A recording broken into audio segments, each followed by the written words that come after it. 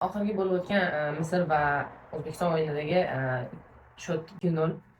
Muhammad Salah yo'q. Nimagadir o'tgan yilgi Zoltoy Mesh prezidenti Tfu sizga. Tupurdim sizga yana. va Oston Nurunov geniy. Messi yo'q joydan Messi bo'lib qoldi.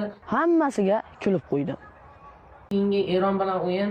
Eron O'zbekiston uchun juda qiyin bo'ldi. U juda o'rtasida qiynalib qoladi va Eron bilan har doim bizda problemli o'yin bo'lgan. Qatarga o'xshab va men o'ylashim bo'yicha счет 1-1 bo'ladi yoki O'zbekiston yana penaltiga borib penaltiga yutadi. O'zini молодежность bo'lmasiga o'xshab. O'zbekiston U17 jamoasi xorvatlarni yutdi. Eng qizig'i xorvatlardan eng zo'r o'yinchi Husanovich bo'ldi. Bilmadim nimaga Manchester Citydan u Xorvatiyaga o'tib ketdi.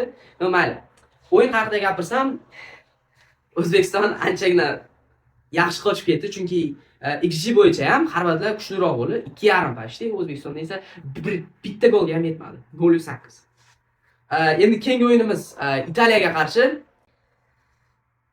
Endi umid qilamiz Italiyani yutamiz, lekin men o'ylashim bo'yicha shanslar juda ham kam.